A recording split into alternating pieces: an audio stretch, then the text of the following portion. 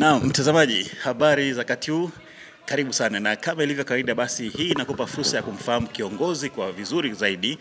Pengine umepata ulikuwa unamsikia tu, lakini kupitia fursa hii unaweza kumfahamu kiongozi ni nani, katokea wapi na mambo mengine kama hayo. Mbele yangu ni sio mwingine, huyu ni kiongozi, ni mwenyekiti wa serikali ya kitongoji cha Kiranyi. Tutakwenda kuongea naye, lakini pia ni kiongozi wa mila. Tutakwenda kuongea naye, utamfahamu yeye ni nani kwa majina yake na kwa upande wa serikali, lakini pia kwenye upande wa mila ana nafasi ipi, na maongezi yetu yataendelea kadiri muda unavyozidi kwenda. Kwanza nianze kwa salama, habari za wakati huu? Salama. Na pengine ungejitambulisha kwa majina yako? Yes. Kwa majina yangu naitwa Julius Lesnet Lalaito. Julius Lesnet Lalaito. Ni mwenyekiti katika kitongoji cha Kiranyi. Na nimekuwa mwenyekiti wa muda kidogo tu. Sio kwamba nimeingia juzi. Ndiyo. Ni mwenyekiti wa muda mrefu. Mwanzo kabisa nilikuwa mwenyekiti wa kitongoji cha Kibori ambayo niligombea nafasi hiyo mwaka 2010. Ndiyo. Nilipomaliza kile kitongoji cha Kibori sasa, baada ya mimi kuwajibika kufanya majukumu na wananchi walifurahi, waliona kwamba nafaa, nikagombea tena ile nafasi ya kijiji ambayo ndio imerudi kuwa kitongoji tena. Kwa maana ya kuunda mamlaka ya mji mdogo Ngaramtoni. Kwa hiyo nikawa mwenyekiti tena mwaka 2015, nikaendelea nayo mpaka mwaka 2019 na 20 niliporudia tena kugombea nafasi hiyo, na nikachaguliwa vizuri sana bila shida yoyote. Kata ya Kiranyi ni miongoni mwa kata ambazo inasemekana kuna upinzani, kwa sababu hata diwani wa pale ni diwani anatokana na Chama cha Mapinduzi. Wewe umekuwa kiongozi kwa maana ya mwenyekiti kupitia chama tawala bila shaka. Kupitia Chama cha Mapinduzi, lakini nilikuwa nataka niweke mambo sawa kwamba baada ya kugombea mwaka ile ya 2000 nikagombea tena juzi. Nikapata tena, wananchi wameniamini wakaendelea kunichagua. Kwa hiyo ndivyo ilivyo kwamba nina muda sasa kama miaka 15 nikiunganisha na kile cha kwanza, lakini pia ninapoelekea inaelekea kwenye 20 hivi. 20. Pengine ningependa kufahamu kwa sababu kata ya Kiranyi inasemekana kwamba kuna upinzani. Wewe imekuwaje ukapata nafasi kupitia Chama cha Mapinduzi kwa muda wote huo na wananchi wanakukubali na kukuchagua? Ni kweli kwamba kuna upinzani kwenye kata ya Kiranyi. Nafasi ya udiwani imechukuliwa na upinzani takriban miaka 10 sasa. Na kiukweli mimi ni mtu ambaye nimetokana na Chama cha Mapinduzi, chama ambacho ni chama madhubuti, chama tawala, chama kenye kujali watu. Kwa hiyo mimi nilitokea huko ikiwa na upinzani mkali sana kwa sababu ya matendo yangu na kuwajibika kwangu, lakini pia na kupenda watu na watu wakanipenda. Kwa hiyo mimi nikawa mwenyekiti wa kupitia Chama cha Mapinduzi, lakini yule bwana akawa sasa na yeye amechukua kupitia ile chama cha demokrasia. Pengine labda watu wangependa kufahamu ukiwa kama mkongwe kwenye siasa za kata ya Kiranyi na kupitia Chama cha Mapinduzi. Mwaka 2020 wakati wa uchaguzi, kata ya Kiranyi ilikuwa ni kata pekee ambayo ilienda upinzani, kwa maana ndio kata ambayo ilienda Chadema. Kata nyingine zote 27 kwenye jimbo hili zilibaki CCM. Tatizo ni nini pale Kiranyi? Kiukweli usiwezi kujua vizuri, lakini tatizo ilikuwa kuna watu ambao hawakuwa waaminifu kwa upande wa Chama cha Mapinduzi. Kwa sababu si kwamba huyu bwana alikuwa na watu wa Chadema sana. Chadema haiko Kiranyi, ni watu kuwa na tofauti za ajabu, na ndio maana ile kiti imekwenda Chadema. Ni wana sisi wenyewe ndio waligawanyika humo ndani, kwa sababu Chadema haiko sana Kiranyi. Na mtazamaji, huyu ni Julius Lesnet, mwenyekiti mkongwe kabisa wa serikali kupitia Chama cha Mapinduzi kwenye kitongoji cha Kiranyi, kata ya Kiranyi, wilayani Arumeru. Na hapa tunaongea naye kuhusiana na masuala ya kisiasa na mambo mengine pia. Lakini nimesikia wewe licha ya kuwa kwenye uongozi wa kisiasa, pia kwenye uongozi wa mila wewe ni kiongozi. Ni kweli mimi ni kiongozi wa mila. Nilichaguliwa kama kiongozi wa vijana, kwa maana ya vijana Landis wakati sisi ni vijana. Ndio. Nikatumikia ile nafasi, lakini baadaye tena boma letu sasa kama ukoo wakaona tena kwamba wanipe ridhaa nyingine, au dhamana nyingine ya kuwa kiongozi wa ukoo. Aha. Kwa hiyo mimi ni kiongozi wa ukoo ndani ya boma la Saningo, wanaita Saningo Msaro. Aha. Kwa hiyo mimi ni Boma la kiongozi Saningo. boma la Saningo Msaro. Aha. Kwa hiyo mimi ni Laigwanani wa boma, lakini pia ilikuwa Laigwanani wa Moran. Moran. Nafikiri tutapata nafasi wakati mwingine, naona kuna mambo mengi ya kuongea kuhusiana na mambo hayo, lakini tutatafutia nafasi siku nyingine tena. Labda leo tujikite kwenye serikali. Sawa. Tujikite kwenye serikali. Labda ukiwa kama mwenyekiti wa serikali ya kijiji ama kitongoji kile cha Kiranyi, miradi gani au masuala gani ya maendeleo ambayo unakumbuka uliweza kuyasimamia na mpaka leo unasema mradi huu, kuna mradi huu, kuna mradi huu, wakati wa uongozi wangu mimi basi haya ndio tumeyafanya? Asante, niweke mambo sawa kwa ile nafasi. Kuna nafasi nimebakiza kupitia nafasi ya Laigwanani pale kwenye baraza la wazee wa ukoo wa Laiza. Waliniamini tena wakanipa nafasi ya kuwa katibu wa ukoo wa Laiza. Tanzania nzima au mikoa yote ambayo Wamasai wapo. Hongera sana. Kwa hiyo mimi pia ni katibu. Niachane na hiyo wa ukoo wa Laiza Tanzania nzima. Orokite. Naomba Wamasai watajua Orokite maana yake nini. Lakini pia mimi ni katibu. Nasema hivyo kwa sababu tutakutana huko na jamii nyingi sana kutokana na changamoto. Ni kweli. Nijikite kwenye taratibu za serikali. Nafikiri tutatafuta nafasi nzuri ya kuongea haya kwa sababu moja ya tamaduni ama kabila ambalo linasifika kukutunza mila na desturi ni kabila la Masai. Kwa hiyo tutatafuta nafasi, tutaongea haya masuala. Kabisa. Twende kwenye serikali.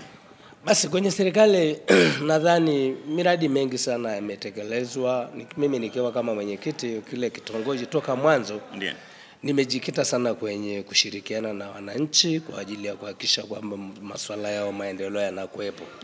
Na nilianza na barabara. Nilikuwa na wajibika sana kwa ajili ya wananchi waweze kupata miundombinu barabara, kwa sababu barabara Kiranyi ilikuwa ni shida hasa kwenye kile kitongoji ambao walikuwa wanaita kitongoji cha Kibori. Ndiyo. Barabara ilikuwa ni shida na tukapambana tukatengeneza barabara kweli, na mpaka sasa hivi tunaendelea pia kutengeneza barabara sababu kule haikuwepo na barabara, lakini baadaye urasimishaji ulikuja na ikapima yale maeneo ya watu, lakini pia kubainisha njia za jamii sasa barabara na njia za miguu ili wananchi waweze kufika kwa urahisi. Kwa hiyo mpaka sasa hivi tunaendelea na hali kama hiyo. Sema kwa sasa hivi hali ya mvua sio ndio inaendelea. Na ukifanya kazi hiyo kuendelea, maana yake wananchi walikuwa wanafanya kazi ya nguvu. Sijaisemea barabara ya TARURA anayesimamia serikali, kwa naisemea barabara ambazo tulikuwa tukitengeneza sisi kama wananchi wenyewe. Kwa hiyo barabara ni mbovu, zile hazijatengamaa, zile ambazo tumefungua za urasimishaji. Lakini tunasubiri tu mvua inapokata tutaendelea kutengeneza zile barabara, na ndio lengo letu sisi kurudi ili tusiache vipande. Tunategemea kwamba wananchi waweze kufika kwao vizuri wakiwa na barabara nzuri, wakiwa na njia nzuri, ili basi kwa sababu barabara ndio maendeleo. Watu wanaweza kupata wakalima wakawa na sehemu ya kupitisha mazao yao. Inawezekana ikatokea shida hata kama misiba, watu wakawa wanaweza kufikisha mizigo hiyo kwenye maeneo husika. Ni kweli kabisa. Na ukiachilia mbali swala la barabara, vipi kwenye sekta labda ya elimu? Kiukweli elimu naye iko vizuri, kwa sababu kila wakati ninapofika wakati wa kuandikisha watoto walikuwa wanaandikishwa vizuri, wale wenye umri wa kwenda shule au hata kama yale madarasa ya awali watoto walikuwa wakienda shule. Na tuna shule mbili.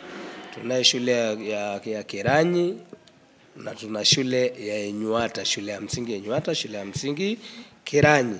Hali iko vizuri, taaluma iko vizuri pale shuleni. Mara nyingi tunakutana na walimu shuleni pale kuhakikisha kwamba hali halisi ya usalama pia inakuaje. Kwa hiyo kila wakati naenda pale kuhakikisha kwamba hayo mambo ya elimu pale shuleni yanakwenda vizuri. Kwa hiyo pia wanafunzi walikuwa kifaulu vizuri, na alikuwa akiendelea kwenda kwenye shule zingine kama shule za sekondari ya Kiranyi na shule za sekondari za Mringa. Maana watoto wanaofaulu kwenye hizo shule sana wanapangiwa kwenye hizo shule. Kwa hiyo hali ya elimu inakwenda vizuri sana. Sasa najua mna changamoto ya ukosefu wa sekondari Kwenye kikao cha ODC ili mnajadili kwa sababu kata yenu ya Kiranyi haina sekondari. Ni kweli kata ya Kiranyi haina sekondari, tuna ile sekondari ya Kiranyi lakini iko kata nyingine ya Oloirian. Kwa maana hii hata wanapotaja Kiranyi ni kweli, lakini shule haiko Kiranyi.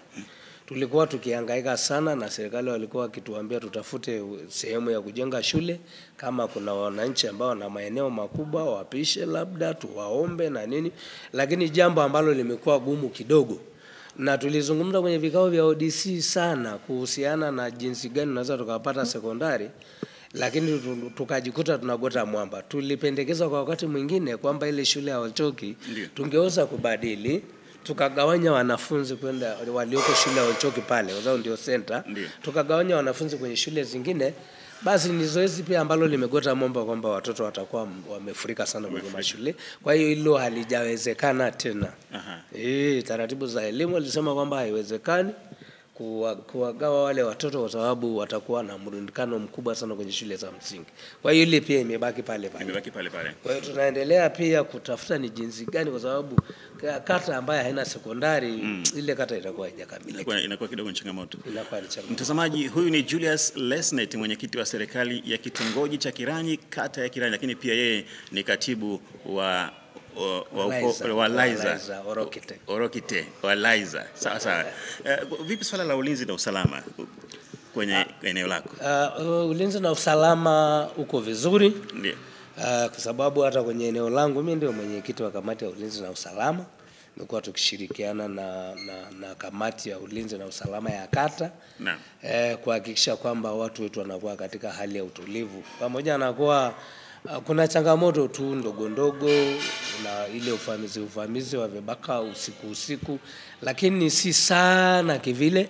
Kwa hiyo niseme tu kwamba hali sio mbaya. Matukio kama hayo, matukio ya kuchoma, wananchi wanachukua sheria mkononi, anapokamatwa mwizi ukibaka watu wanaweza akawa anachoma. Lakini matukio ambayo kwa kweli ni mabaya pale ambapo mtu anachomwa amekosea, lakini anachomwa wananchi wanachukuaga sheria mkononi. Jambo ambalo huwa tunajaribu kuwapa elimu kwamba anapokamatwa mtu kama huyo asichomwe, lakini apelekwe kwenye vyombo vya sheria. Mambo mengine tunakutana na changamoto sana. Ndio. Kwamba hata kwenye masuala ya maendeleo, hata tunapokwenda kufungua barabara na nini, lakini kuna wale watu ambao hawana nia nzuri na maendeleo, sio wapenzi wa maendeleo. Mara nyingi sana wanakwaza barabara, wanakwaza maendeleo. Kwa mfano tu tuliwahi kupata kesi, na ile kesi bado ipo, tunasubiri tu sheria itasemaje au mahakama itasemaje, na jambo ambalo kwa kweli inatia kidogo uvivu, lakini mambo ambayo ndio tumekutana naye ambayo mimi naona sio mazuri sana. Na watu wananchi nao kutokuwa na uelewa kwa baadhi, kwa wachache. Kwa sababu kuna watu wengine wanapingana na barabara, unaona kwamba hao hawajui ule umuhimu wa barabara. Mambo ambayo tulikuwa tukikutana ambayo yalikuwa kwa kweli yanasumbua ni changamoto kwetu. Mpaka uhangaike kutoa elimu, kuambia jamani taratibu za maendeleo, barabara ni nzuri na nini na vitu kama hayo. Kwa hiyo hakuna zaidi, ni hayo tu. Sasa na pengine mwaka huu ni mwaka wa uchaguzi. 2025 ni mwaka ambapo tunakwenda kwenye uchaguzi mkuu wa kumchagua mheshimiwa rais, waheshimiwa wabunge na waheshimiwa madiwani. Labda tukianza kwenye nafasi ya juu kabisa, nafasi ya rais wa Jamhuri ya Muungano wa Tanzania. Wewe ungependa kusemaje, ungependa kuambia nini wa Tanzania kuhusiana na uchaguzi wa kumchagua mheshimiwa rais? Ni sawa, asante sana. Ni kweli kwamba uchaguzi upo na tunaomba Mungu sana uchaguzi huo uende kwa amani, tukiendelea kumchagua rais wetu Dr. Samia Suluhu Hassan, rais wetu kipenzi cha watu. Manake rais wetu huyu anapenda watu sana na anawajibika kweli. Hata sisi Kiranyi wametugusa, ametujengea madarasa ya ghorofa pale Kiranyi sekondari. Ile sekondari ambayo sio ya kwetu, lakini sisi tunasema ya kwetu kwa sababu ametujengea madarasa kwa hela nyingi sana, na tunaona miradi mingi sana mama anatekeleza.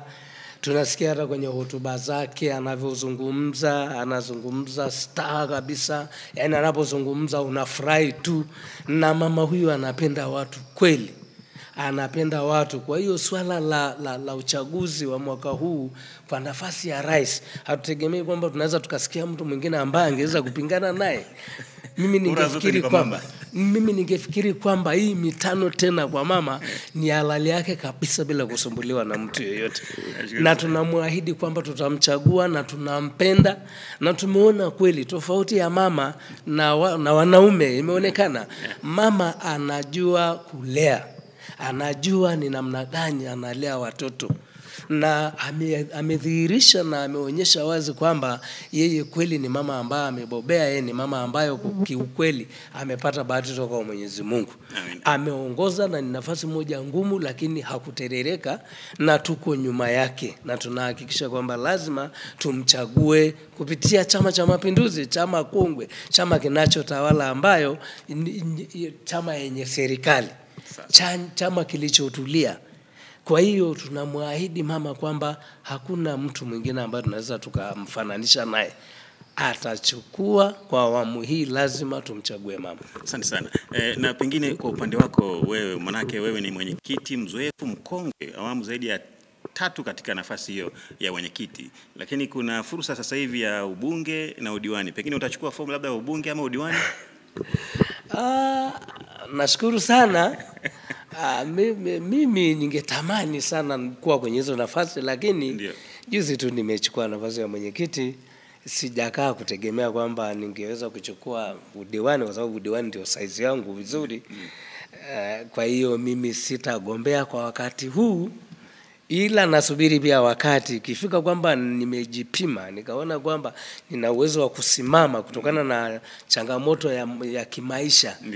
Basi nitasimama kwa wakati huu itakapokuwa imefika. Nafasi ya ubunge nawaachia tu wenzangu na wao waliojiandaa kwenda huko, lakini mimi sijategemea kwamba naenda kwenye ubunge. Sasa basi mimi nikushukuru sana kwa muda wako na haya ambayo tumeongea. Pengine labda la mwisho kabisa, unatoa wito gani kwa Watanzania ambao wanakutizama saa hizi? Mimi nitoe wito kwa wananchi, kwa Watanzania wote, hasa kipindi hichi cha uchaguzi, kwamba tuendelee kudumisha amani yetu. Tuendelee kudumisha amani. Inapofika ule wakati wa watu kuchukua fomu kwenye uchaguzi, tuhakikishe kwamba tunakwenda kufanya kazi ya utulivu, kazi ambayo haina shida, kwa sababu hakuna kitu kikubwa zaidi ya amani. Unaweza ukakaa una kila kitu, lakini huna amani, inakuwa haina maana yoyote. Kwa hiyo tusiyumbishwe na mambo ya vyama na nini. Tusimame pamoja, tusichonganishwe. Sisi Watanzania, sisi tubaki kuwa na amani, lakini pia tuwe makini, tuwachague viongozi wanaofaa. Asante sana. Mimi nikushukuru sana ndugu yangu kwa muda wako na kwa jinsi ambavyo tumepata nafasi ya kuongea. Asante sana. Na tumaini wakati mwingine tutapata nafasi pia kuweza kuongea mawili matatu. Nashukuru sana. Asante sana. Na mtazamaji, huyu ni Julius Lesnet, ni mwenyekiti wa serikali ya kitongoji cha Kiranyi iliyopo kata Kiranyi wilayani Arumeru. Kama ambavyo mmesikia tukiongea naye masuala kadha wa kadha kuhusiana na mambo ya kiserikali, lakini pia yeye ni kiongozi wa mila. Siku nyingine tena tutapata fursa kuongea kuhusiana na upande huo wa mila. Ila kwa leo hatuna la ziada. Tunawashukuru sana kwa kutufuatilia. Asanteni na kwaherini. Asante sana. Asante sana.